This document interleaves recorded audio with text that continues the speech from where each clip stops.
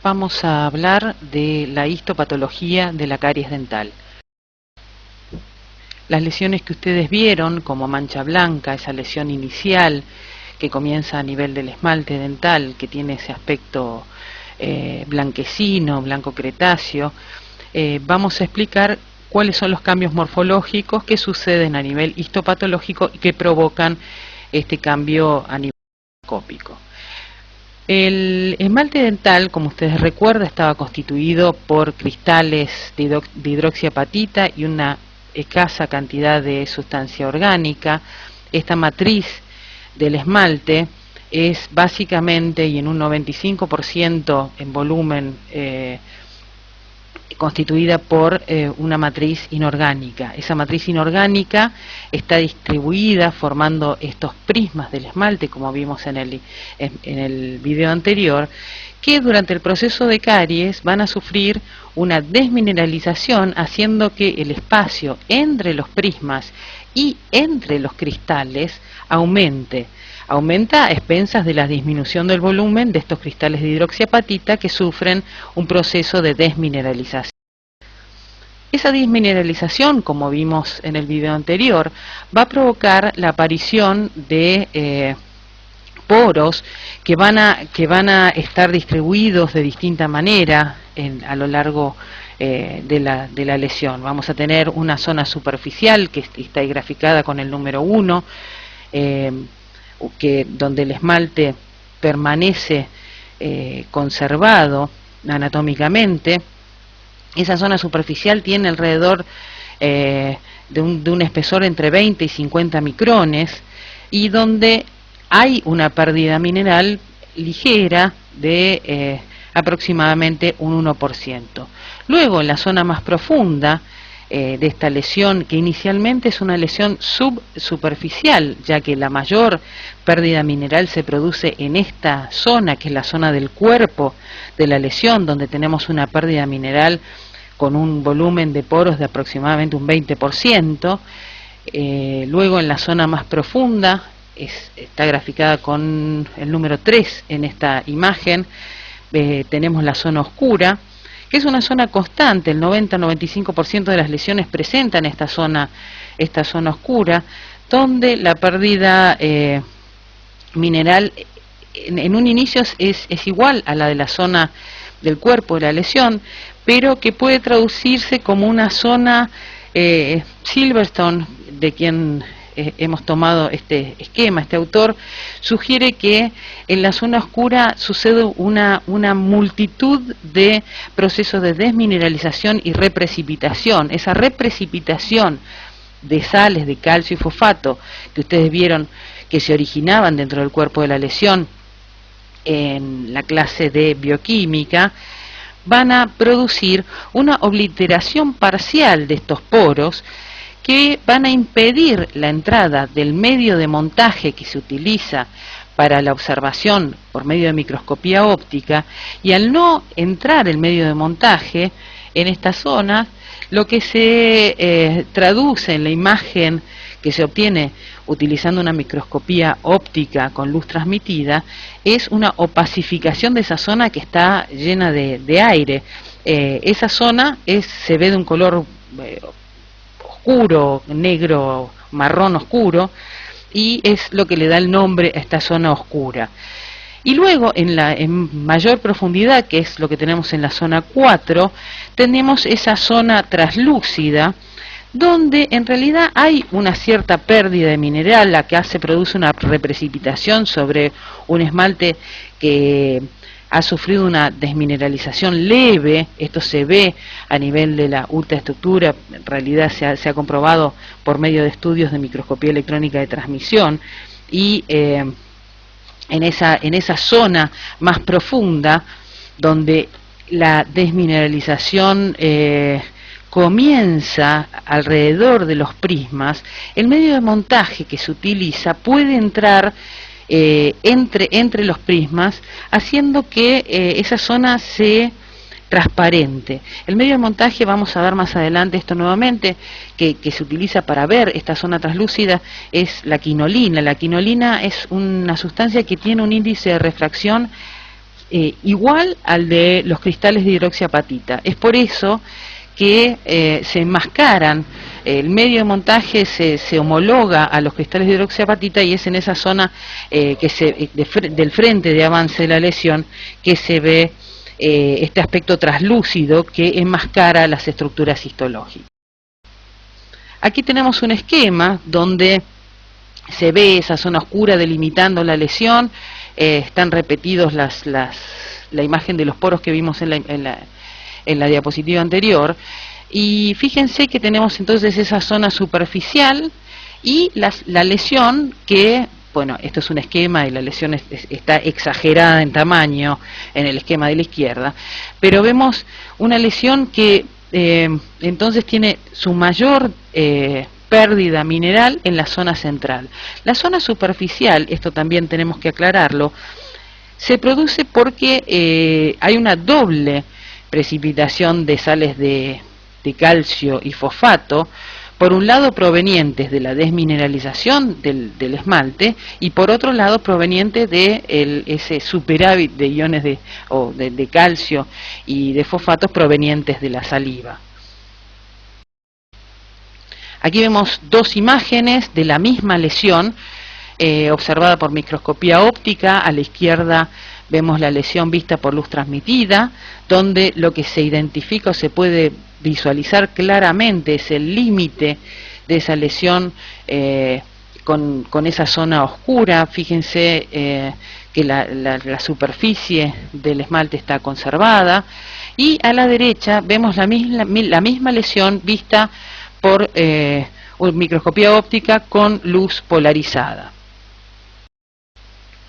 Con la luz polarizada uno puede jugar con el medio de montaje, y de acuerdo al tamaño de las moléculas del medio de montaje y del índice de refracción que tenga este medio de montaje. El medio de montaje, recuerdan que era la sustancia que se ponía para adherir el cubre objetos a la muestra que está montada sobre un portaobjetos para verlo a nivel de microscopía óptica.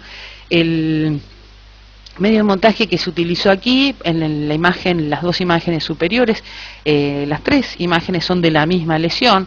Esto está tomado también de los trabajos de Silverstone.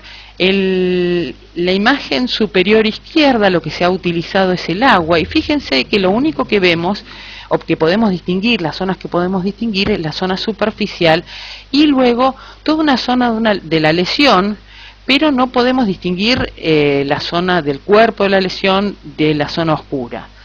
En cambio, en la imagen de la derecha superior se vislumbra y se puede, en realidad se visualiza claramente la zona oscura, pero no podemos distinguir entre la zona del cuerpo de la lesión y de la zona superficial.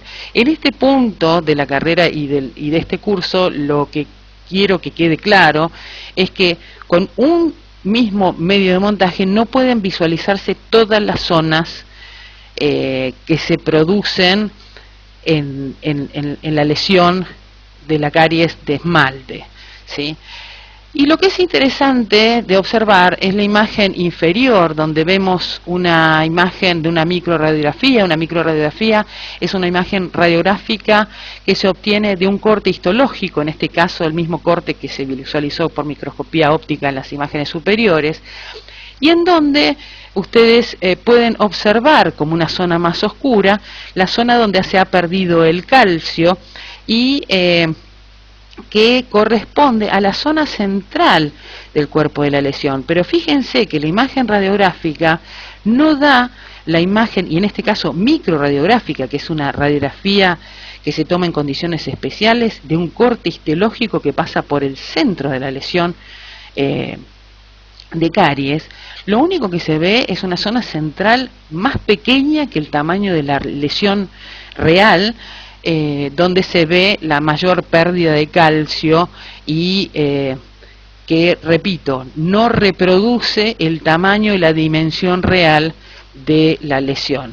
Si a esto le sumamos la imagen que podemos obtener en una radiografía periapical, una radiografía bite wing, una radiografía oral, donde tenemos superposición de planos de tejidos y de matrices mineralizadas dentarias no afectadas por la lesión, esta imagen se hace mucho más difícil de observar. Aquí vemos otras dos microradiografías. Este es un trabajo bastante antiguo de un autor que estudió el proceso de caries, Darling, un autor inglés, donde se ve la lesión en una cara oclusal, una lesión de cara oclusal, y en una cara libre, donde vemos entonces esa pérdida de calcio subsuperficial con conservación hasta este punto de la estructura de la superficie dental. La lesión de caries, como dijimos en el video anterior, va a progresar. La progresión de la caries en esmalte va a seguir la trayectoria de los prismas del esmalte, por lo que en las caras oclusales o en los puntos y fisuras va a tener una forma de cono de base interna y vértice externo. Y en las caras libres, a la inversa, va a ser una forma de cono con base superficial y el vértice apuntando hacia el interior de la pieza dentaria. Aquí vemos esta imagen que ustedes han visto ya en los aspectos clínicos de la caries dental, donde se ve una lesión, en este caso varias lesiones en la cara oclusal de una pieza dentaria, y en la imagen de la izquierda y en la imagen de la derecha un corte macroscópico donde vemos ese color blanco que caracteriza a la lesión en esmalte. Ese color blanco se debe a la pérdida de fase cristalina o de minerales dentro de la estructura de la matriz adamantina. A medida que vamos perdiendo fase mineral, que es la que le da esa estructura cristalina, la que le da ese color traslúcido que tiene el esmalte normal, el esmalte se va opacificando y haciendo cada vez más blanco. Tenemos que recordar o destacar en este momento que hay otras patologías donde se produce una disminución del tamaño de los cristales de hidroxiapatita, tanto generalmente en la fase de formación de este esmalte, donde fallan algunos de los mecanismos o de mineralización o de maduración de esa matriz que va a segregar el ameloblasto durante las etapas embriológicas de la formación de la pieza dentaria, que van a tener que distinguir entonces estas lesiones blancas que tienen características y distribuciones distintas de la caries dental. La caries dental siempre va a estar asociada a la presencia de biofilm en contacto con la superficie dentaria y a la presencia también de los hidratos de carbono para que estos microorganismos puedan producir ácidos. Aquí vemos una imagen de una microscopía electrónica de barrido de esa superficie del esmalte. En algunos sectores, aquí vemos una imagen a la izquierda, es una lesión en una fosa, y a la derecha vemos ese recuadro aumentado de tamaño. Fíjense que a pesar de estar conservada en ciertos sectores la superficie del esmalte, este presenta una mayor rugosidad. Hay de hecho una ligera pérdida mineral y lo que se pierde es la estructura, haciendo que esta superficie sea más rugosa y que se convierta en una superficie retentiva de biofilm. Ya en las lesiones que vemos en esta imagen se ha producido la cavitación. A medida que se va perdiendo estructura en el cuerpo de la lesión, ese esmalte pierde un soporte rígido y al no tener una resistencia mecánica a la tracción, frente a fuerzas mecánicas durante la masticación o incluso durante el cepillado de algunas de las lesiones pueden llegar a colapsar ese esmalte. Eso se denomina cavitación del esmalte y eso va a ir destruyendo la estructura de la pieza.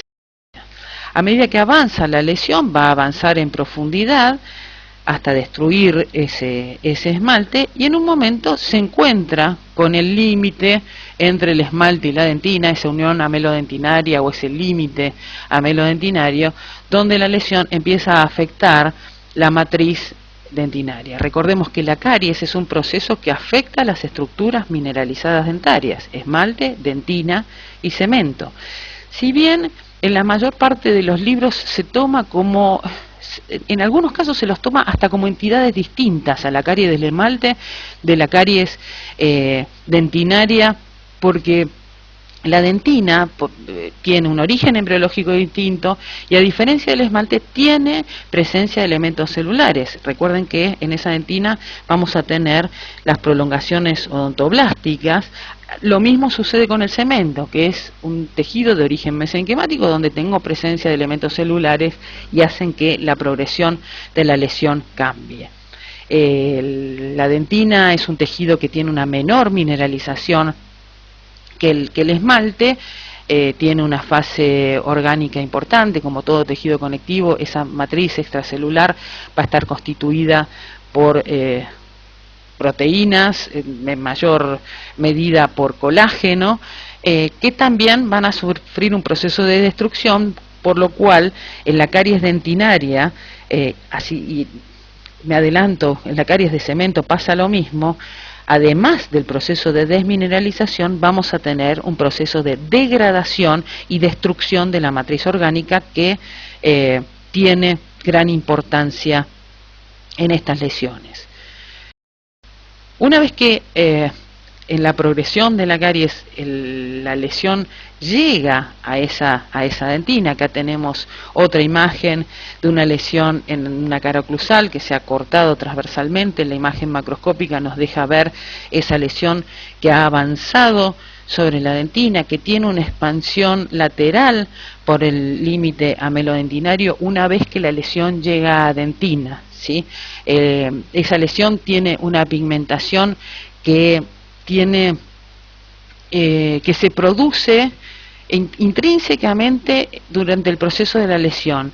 En el esmalte cariado o el esmalte con lesión, por tener una mayor porosidad, puede pigmentarse secundariamente por la presencia de pigmentos de los alimentos, y generalmente se pigmenta en la zona central de esa mancha blanca, lesiones que tienen larga data. Mientras que en la dentina, la lesión de caries siempre va a estar pigmentada porque se produce una reacción química, que es la reacción de Maillard, una reacción de oxidación, en donde lo que reaccionan son los restos de esa matriz orgánica de la dentina que está siendo degradada, junto con los hidratos de carbono. Esta reacción de oxidación produce pigmentos de color marrón o marrón ocre, que caracterizan entonces colorimétricamente a las lesiones de caries en dentina. Aquí vemos el avance que va a tener la lesión en dentina. En la dentina la lesión va a progresar siguiendo la trayectoria de los túbulos dentinarios. Esos túbulos dentinarios que tenían un aspecto de S itálica, orientada hacia la zona apical de la pieza dentaria, y en ambos casos, tanto en las caras libres como en las caras oclusales o en las fosas y fisuras, el cono de avance de caries va a ser un cono de base externa y vértice interno. El vértice apunta hacia la cámara pulpar en cualquier localización que tenga la caries. Aquí tenemos una imagen, un esquema de cuáles son los cambios que se van a ir produciendo en esa caries dentinaria. A la derecha estaría la zona superficial de la lesión y a la izquierda la zona más cercana a la pulpa dental, con esa dentina normal. En un corte histológico de tejido desmineralizado, incluido en parafina, donde se colorea con hematoxilina eosina, como vamos a ver en las próximas imágenes, lo que vamos a tener es la zona superficial de dentina desorganizada, con algunas áreas o zonas de liquefacción, la zona de dentina rosariada, la zona de dentina infectada y la zona de dentina normal. Si nosotros siguiéramos hacia la izquierda de la imagen, también podríamos llegar a ver en algunas imágenes histológicas, si el odontoblasto o los odontoblastos están vitales y metabólicamente activos, y la lesión le da tiempo a ese odontoblasto, podemos ver la posición de dentina terciaria sobre la pared de la cámara pulpar. Aquí vemos entonces una imagen donde se ve un corte histológico de material desmineralizado coloreado con hematoxilina eosina. Nótese que en la dentina lo que tenemos son las prolongaciones de los odontoblastos, cuyos núcleos o sus cuerpos celulares están dentro de la cámara pulpar, por lo cual yo no tengo núcleos dentro de la matriz dentinaria. Por eso ese color rosado por la eosina, color rosado fucsia, y lo que pueda verse teñido de color violeta o que capte la hematoxilina van a ser los ácidos nucleicos de los microorganismos del biofilm. Aquí vemos un corte de un molar. Al estar desmineralizada la muestra se pierde el esmalte, con lo cual el esmalte no lo voy a ver, y vamos a ir viendo desde la superficie, que sería la cara oclusal, hacia la profundidad cuáles son los cambios, que aquí puedo ver esa forma de cono por esas zonas más violáceas que se ven en el corte histológico teñido con hematoxilina eosina. La zona más superficial, lo que vamos a ver es esa dentina desorganizada, donde lo que se ha producido es la desmineralización y la degradación de la matriz colágena de la dentina. Fíjense que se pueden esbozar en la zona más superficial algunas trayectorias de los túbulos, pero en la zona más inferior se ve la coalescencia y la destrucción y la unión de esos túbulos dentinarios. Esto hace que se produzcan zonas de clivaje, zonas de destrucción que hacen que se desprenda esta zona superficial de la dentina en forma de capas desde el punto de vista clínico. Y dentro de los túbulos se ve un material, y en la zona de liquefacción, a ver si lo próxima imagen, aquí vemos esta imagen de las áreas de liquefacción y algunos de los túbulos. Fíjense que puede observarse la presencia de los microorganismos que se colorean con la hematoxilina y se ven de color violeta en estas zonas. Si seguimos en profundidad, vamos a ver la zona de la dentina rosariada, donde se produce una dilatación a lo largo de los túbulos. Esta dilatación puede producirse porque la matriz dentinaria ya está reblandecida, o sea, se ha perdido tanto la fase mineral como parte de la fase orgánica, aunque no se ha degradado del todo esa fase orgánica. Los microorganismos, recordemos que producían productos desechos, dentro de ellos algunos gases, que hacen que estos sectores de los túbulos se dilaten. Todavía no se han desintegrado por completo, entonces podemos ver la trayectoria tubular. Y una zona más profunda donde no hay dilataciones, pero sí podemos percibir la presencia de microorganismos, que corresponde a la zona de infección. Recordemos que desde esta zona hacia la superficie, en realidad toda la dentina tiene presencia de microorganismos. Se le llama zona de dentina infectada aquella zona donde lo único que puede percibir histológicamente es la presencia de microorganismos y se ve la estructura tubular conservada en estos cortes de material desmineralizado.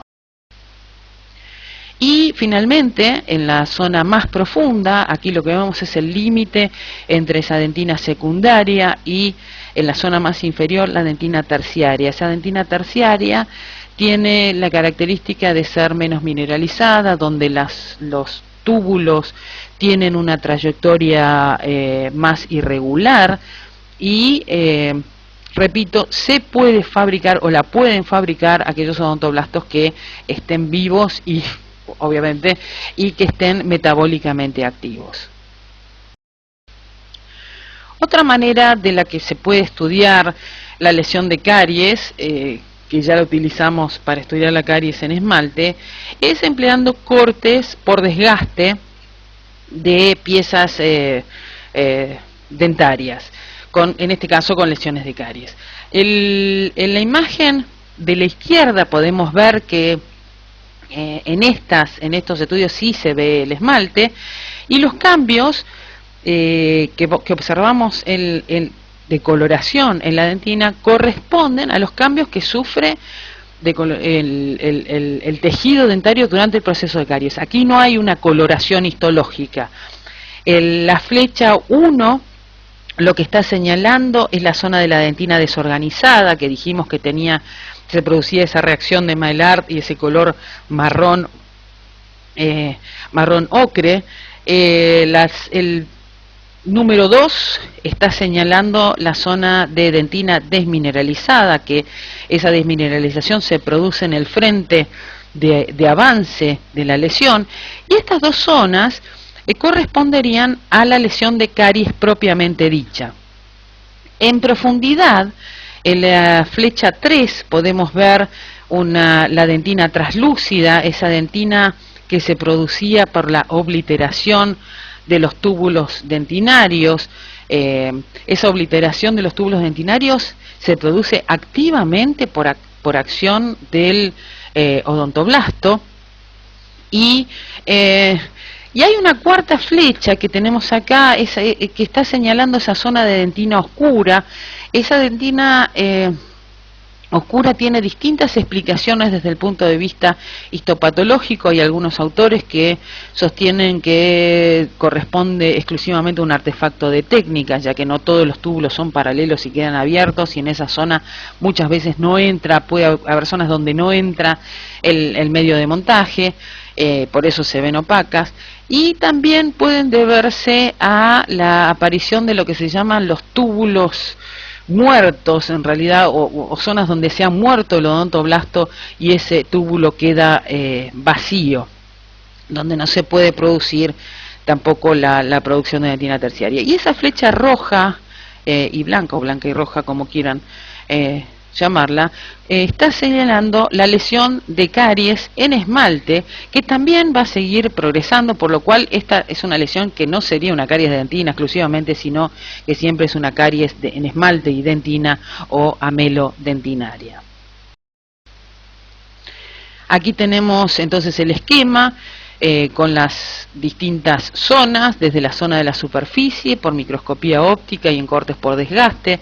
Lo que vamos a ver es una zona superficial de dentina desorganizada, luego dentina desmineralizada, que corresponden a la lesión propiamente dicha, y luego tenemos una zona de dentina traslúcida, que en algunas ocasiones puede estar separada por una banda de dentina sana, ¿sí?